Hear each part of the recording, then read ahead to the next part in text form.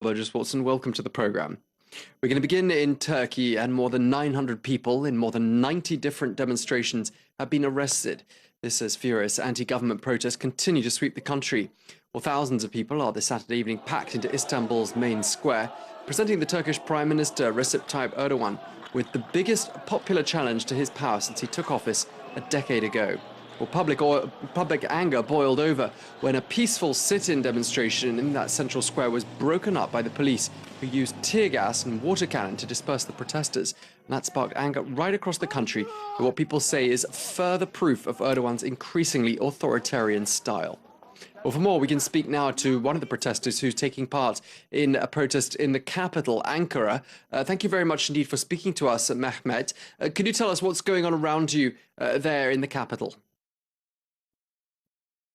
Hi there. It's the second day of the resistance here in Ankara. We started yesterday in the afternoon, and it's been going on for 2 days now. Basically, we invaded the streets and fighting against the brutal police force here. Okay, Mehmet, why are you there? What's the message that you want to communicate to the country's leadership? The message is very clear. We want the resignation of the AKP, the ruling party's resignation, and because this is totally unacceptable for us. They're autocratic, they're anti-democratic, they're fascist, dictator ruling policies, and the people are really fed up. And the AKP ruling government does not respect any other idea, any other ethnic religion. So basically, that's it. But Mehmet, a lot of people overseas in particular look at Prime Minister Erdogan and say he's the right man for the job, and he's brought great economic benefits to the country and really raised the profile of Turkey internationally. How do you respond to that? I don't agree with that. The foreign policy of Turkey for the last couple of years has been really hostile to all the neighbors, and I think really badly affected the Turkish reputation, and the Turkish people, the people around us here, are not happy about what's going on in Syria, the Turkish position in Syria. I don't agree that Erdogan is actually increasing the reputation of Turkey, just on the contrary. Just in a word, Mehmet, are you hoping that Erdogan's going to resign? I want him to resign. We are all here for him to resign, and we're not leaving the street. All right. Thank you very much indeed for sharing that with us, Mehmet, there in Ankara.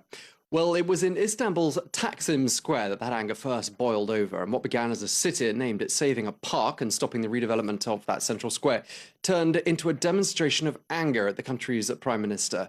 Konusan's Luke Schrager has more.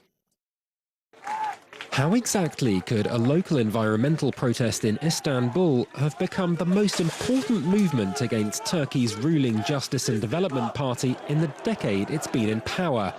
Experts think that may be precisely the problem. Pressure was building up among the population, and the party was in power for so long now. They were acting really by ignoring the other half of the population who didn't vote for them. I think that the government has been hard hit, and I'm afraid they don't realize what is really happening. The AK party's managed to do much in its time in power, tripling the average salary and turning the nation's economy into Europe's fastest growing. However, Turkey has a strong tradition of secularism, something enshrined in the constitution itself, meaning AK's Islamist roots have long been a cause of concern for many ordinary Turks. Some parts of the society is very, very irritated, very sensitive about any move towards Islam. In Turkey, people for centuries are very moderate Muslims, and we have this culture here respecting others as well. Just last week, the government pushed through a bill restricting the sale and advertising of alcohol. The Gezi Park protest now seems to have been the straw that broke the camel's back, with what's been perceived as high-handed authoritarian moves and meddling in private life proving a volatile mix. Now, Iraq's defense ministry says that it has arrested 5 members of an al-Qaeda cell, which it says had the goal of carrying out poison gas attacks on 2 locations in Baghdad and also abroad. Well, the group had built 2 facilities where it was producing both sarin and mustard gas. An armed group carried out an attack on the main prison in the capital of Niger earlier on today, killing at least 2 security guards. 4 prisoners from the group Boko Haram then tried to escape from the prison, but officials say that 3 of them have been captured alive and a 4th one is still on the prison grounds. Well, this comes less than a week after the West African country was rocked by twin suicide bombings, which killed 20 people. A series of violent storms and tornadoes have swept through Oklahoma City, killing at least 9 people and injuring more than 100 others. Well, the twisters were accompanied by torrential downpours. This latest severe weather comes not even a fortnight after tornado-strength winds swept through that same area, killing 24 people. France 24's at Thomas Waterhouse has more. There it is, right there beside us. Right there, tornado on the ground. The height of rush hour in Oklahoma City brings with it violent weather and chaos